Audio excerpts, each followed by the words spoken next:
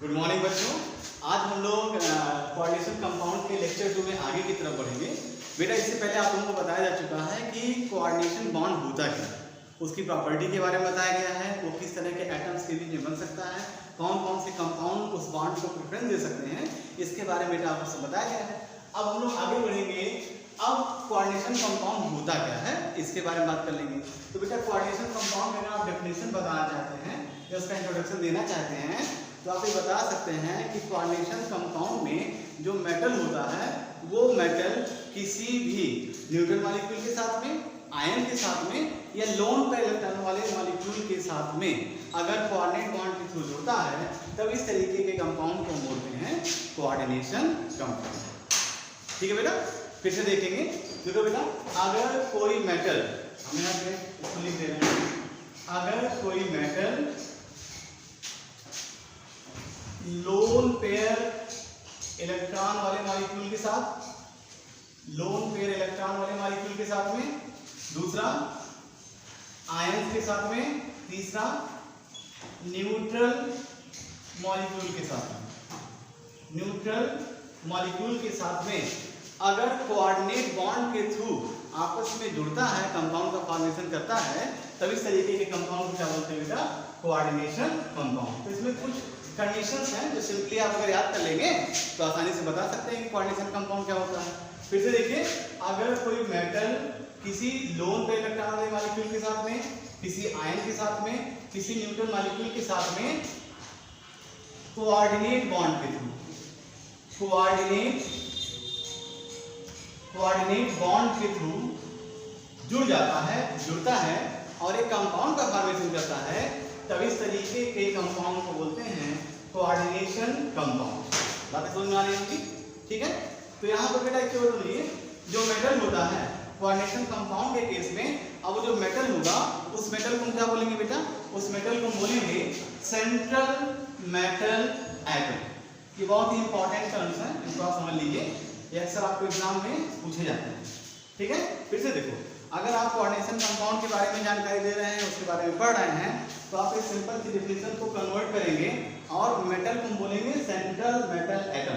यानी central metal atom अगर lone pair electron के साथ में, आयन के साथ में या न्यूट्रल मॉलिक्यूल के साथ में कोऑर्डिनेट बॉन्ड के थ्रू जुड़ता है, तब इस तरीके के कंपाउंड को बोलते हैं कोऑर्डिनेशन कंपाउंड। दूसरा, यहाँ पर जो लोन पेयर इलेक्ट्रॉन होंगे, आयंस होंगे या न्यूट्रल मॉलिक्यूल होंगे, उनका एक स्पेसिफिक नाम होता है, इस बारे में आपको आगे बताया भी जाएगा, उसको बोलते हैं बेटा लिगैंड। क्या बोलते हैं? लिगैंड। ठीक।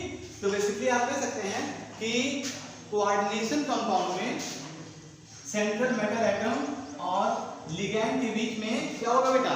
कोऑर्डिनेट बॉन्ड का फॉर्मेशन होगा। ठीक है। फिर से देखो, आप ये बता सकते हैं कि कोऑर्डिनेशन कंपाउंड में मेनली क्या होगा? सेंट्रल मेटल एटम या मेटल एटम और लिगैंड के बीच में कैसा बॉन्ड होगा? कोऑर्डिनेट बॉन्ड होगा। और लिगैंड क्या होगा बेटा? जिसके पास लोन पेयर इलेक्ट्रॉन हो, न्यूट्रल मॉलिक्यूल हो या आयंस। ठीक। उम्मीद है आपको समझ में आया होगा। अब हम लोग आगे बढ़ते हैं। ठीक है। इसमें कुछ चीजें और भी हैं जिनको आप जानते हैं। लिगैंड की प्रॉपर्टी कैसी है? लिगैंड का नेचर कैसा बेटा? लिगैंड लोन पेयर इलेक्ट्रॉन देने वाले सब्सटेंस हो सकते हैं, तो इसको यहाँ पर लिगैंड को हम लुईस बेस भी बोलते हैं। क्या बोल सकते हैं बेटा? लुईस बेस भी बोल सकते हैं। और मेटल क्या कर रहा है? मेटल क्योंकि इलेक्ट्रॉन को एक साथ से देखा जाए तो उनके बीच में बॉन्डिंग बन रही है, कोऑर्डिनेट बॉन्ड का फॉर्मेशन हो रहा है, इसलिए इसको हम लुईस एसिड की तरह भी डील कर सकते हैं। ठीक। यहाँ पर क्या होगा? लुईस एसिड और लुईस बेस का कॉन्सेप्ट इसको हम यूज कर सकते हैं। तो मेन यहाँ पर डेफिनेशन क्या हो जाएगी, फिर से देख लिया जाए।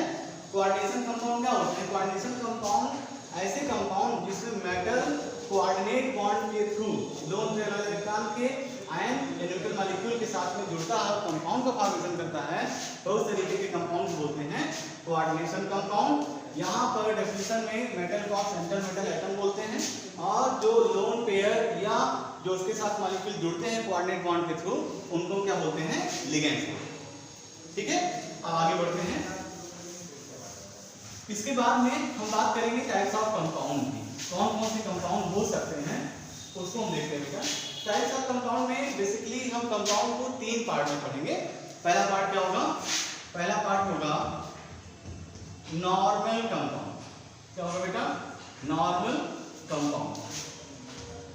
नॉर्मल कंपाउंड्स, इसके बाद में दूसरा हमारे पास कौन सा आ जाएगा, दूसरा हो जाएगा मिक्स्ड कंपाउंड, और तीसरा हमारे पास आ जाएगा कॉम्प्लेक्स कंपाउंड। बहुत ही आसान चैप्टर है, और जैसा कि आपको पहले लेक्चर में बताया जा चुका है कि कम से कम 4 नंबर कवर करेगा आपके बोर्ड एग्जाम में। यूपी बोर्ड की बात कर रहे हैं, तो अगर इस चैप्टर को आप ध्यान से देख लेंगे, 2 मिनट का वीडियो अगर आप देख लेते हैं तो आपके दिमाग में सारे कॉन्सेप्ट आ जाएंगे। इसीलिए बहुत ही सावधानी से इसको देखिए। और बेटा सबसे बड़ी बात है, थ्योरेटिकल सब्जेक्ट है, ये थ्योरेटिकल पार्ट है जिसमें आपको ज़्यादा मेहनत नहीं करनी है, केवल आपको अपना कॉन्सेप्ट बिल्डअप करना है। क्लियर? तो अगला क्या था, कॉम्प्लेक्स कंपाउंड। ठीक, अब हम इसमें देखेंगे, एक एक करके डिस्कस करेंगे। सबसे पहले बात करेंगे नॉर्मल कंपाउंड। नॉर्मल कंपाउंड क्या होते हैं बेटा?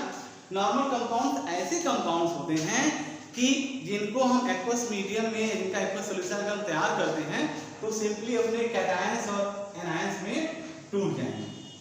कैटायंस और एनायंस में टूट जाएंगे। सभी लोग ध्यान दें, बच्चे बहुत ही आराम से पढ़ेंगे, ध्यान दीजिए।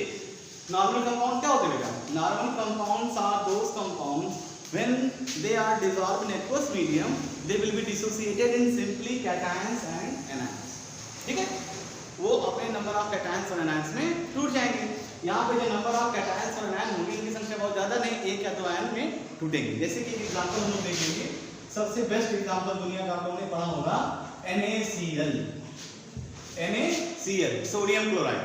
ठीक है, सोडियम क्लोराइड को जाहिर सी बात है आप पढ़ते चले आ रहे हैं, इसको अगर हम डिसोसिएट करेंगे, ऐसा एक्वस मीडियम में तैयार करते हैं सॉल्यूशन, तो क्या होगा, अपने आयंस में डिसोसिएट होगा। कौन कौन से आयन बनेंगे बेटा? Na+ और Cl-। Clear?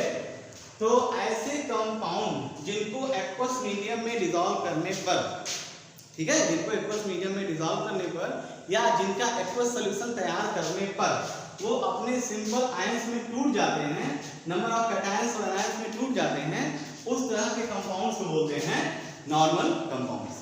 Clear?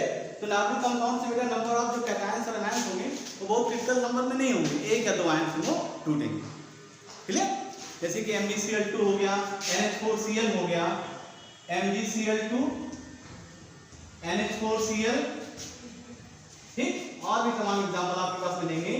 Calcium hydroxide, इस तरीके के कंपाउंड्स हैं जिनको अगर आप एक्वस मीडियम में डिसॉल्व करेंगे तो सिंपली नंबर ऑफ एटम्स में, यानी कि कैटायंस और एनायंस में डिसोसिएट हो जाएंगे। क्लियर? तो उम्मीद है आप लोगों को समझ में आ गया होगा कि नॉर्मल कंपाउंड्स होते क्या हैं।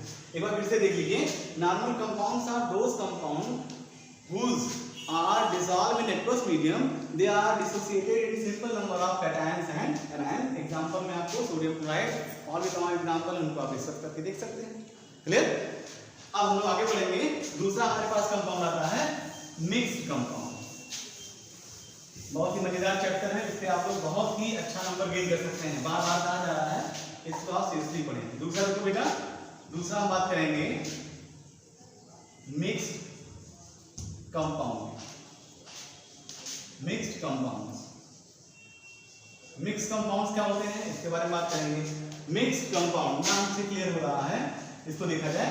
Mixed compounds are those compounds which dissolve in aqueous medium, they are dissociated in number of cations and anion, तो पहली कंडीशन हो गई, and each ion shows their individual property in that solution.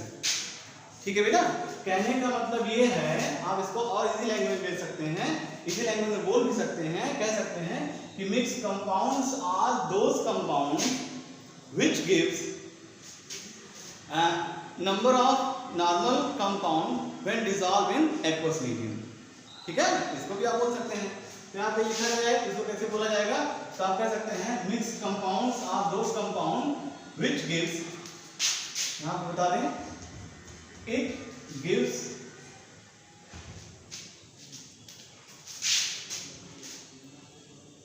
number of cations and anions, number of cations and anions in aqueous medium, aqueous medium। ठीक है बेटा, ये तो पहली कंडीशन हो गई। दूसरी कंडीशन क्या हो जाएगी, each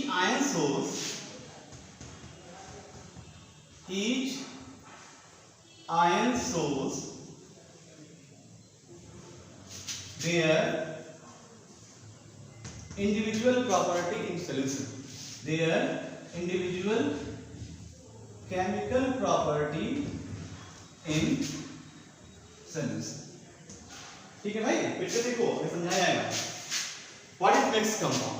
मिक्स कंपाउंड ऐसे कंपाउंड होते हैं जो एक्वस मीडियम में दो या दो से अधिक नॉर्मल कंपाउंड को दे सकते हैं, नॉर्मल कंपाउंड का फॉर्मेशन करेंगे। दूसरी बात, दूसरे तरीके से बोलिए, mix compound are those compound which gives number of cations and anions in aqueous medium and each ion shows their individual property in that aqueous solution. बात समझ में आ गई? यानी कि मिक्स कंपाउंड को अगर आप सॉल्यूशन में कन्वर्ट करेंगे, एक्वस मीडियम में डिसॉल्व करेंगे, तो उसमें भी नंबर ऑफ कैटायंस और एनायंस रिलीज होंगे। वो कैटायंस और एनायंस अपनी प्रॉपर्टी सॉल्यूशन में अलग अलग इंडिविजुअल तरीके से शो करेंगे। इस तरीके के कंपाउंड को बोलते हैं मिक्स कंपाउंड। और इसका बेस्ट एग्जांपल आप ले सकते हैं एलम। एलम जानते हैं? एलम फिटकरी, इसको हम लोग यूज कर सकते हैं। यहाँ पर एग्जांपल हम लोग लेंगे एलम। एलम का फार्मूला K2SO4 बिल्कुल Al2SO4 का whole square into dot 24H2O। भाई कुछ लोग इनटू बोल देंगे, मैथ वाले बच्चे इनटू बोलेंगे, बायोलॉजी वाले बच्चे डॉट बोलेंगे, ठीक है? तो इसमें कोई इशू नहीं है। यहाँ पर देखो बेटा एलम का एग्जांपल ले रहे हैं। अब एलम को हम जब एक्वस मीडियम में डिसॉल्व करेंगे, अच्छा एलम है क्या? इसको क्या बताएंगे? What is alum? यस, कोई बताना चाहे? देखो बेटा एलम के बारे में बता सकते हैं, इट इज सॉल्ट और sulphate with potassium and aluminium. ये एल्युमिनियम और पोटेशियम के सल्फेट का सॉल्ट होता है, इसको हम बोलते हैं एलम। ठीक है, एलम का मतलब नहीं फिटकरी। फिटकरी एक तरह का केमिकल कंपाउंड है। कैसा कंपाउंड है, किसका सॉल्ट है? तो आप बता सकते हैं कि पोटेशियम और एल्युमिनियम के सल्फेट का ये सॉल्ट होता है। तो बेटा जब इसको हम डिसॉल्व करेंगे, एक्वस मीडियम में इसका सॉल्यूशन प्रिपेयर करेंगे, तब क्या होगा, ये अपने आयंस में टूटेगा और आप देख रहे हैं इसमें कौन कौन से आयन मिलेंगे। पोटेशियम मिल जाएगा आपको, सल्फेट का मिल जाएगा आयन, ठीक है, और इसके बाद में आपको एल्युमिनियम मिल जाएगा। तो इसमें डिफरेंट टाइप के आयंस मिलेंगे और हर एक आयन अपनी इंडिविजुअल प्रॉपर्टी सॉल्यूशन के अंदर शो करेंगे। तो इस सॉल्ट को क्या बोलते हैं? Mix salt. यहाँ देखो एक पोटेशियम है, एक सल्फेट कॉमन हो गया। यहाँ पर देखिए एल्युमिनियम। तो पोटेशियम, सल्फेट और एल्युमिनियम बेसिकली तीन तरीके के आयंस आपको मिलेंगे और ये तीनों ही आयन अपनी प्रॉपर्टी को सॉल्यूशन में शो करते हैं। तो इस तरीके के कंपाउंड को बोलते हैं मिक्स कंपाउंड। ठीक है बेटा, अच्छा आप लोगों को छोटा सा होमवर्क दे रहे हैं, आप कम से कम 2 मिक्स कंपाउंड के नाम कमेंट बॉक्स में बताएंगे। ठीक है, right any two mix compound formula. कहाँ लिखना है फार्मूला आपको कमेंट बॉक्स में लिख के भेजना है। ठीक है बेटा, बात समझ में आ गई? अब हम लोग लेक्चर में आगे बढ़ेंगे और तीसरा और सबसे इंपॉर्टेंट, क्यों इंपॉर्टेंट है? क्योंकि आपका चैप्टर भी यही है। ठीक है, खत्म। आगे बढ़ेंगे बेटा, हम लोग कॉम्प्लेक्स कंपाउंड के बारे में बात करेंगे। अभी इससे पहले आपको नॉर्मल कंपाउंड बताया गया, मिक्स कंपाउंड बताया गया। अब इसके बाद में हम लोग पढ़ेंगे कॉम्प्लेक्स कंपाउंड। कॉम्प्लेक्स कंपाउंड क्या होंगे? आप इसका नाम ही आपको बता रहा है कि बहुत कॉम्प्लेक्स कॉम्प्लिकेटेड होगा।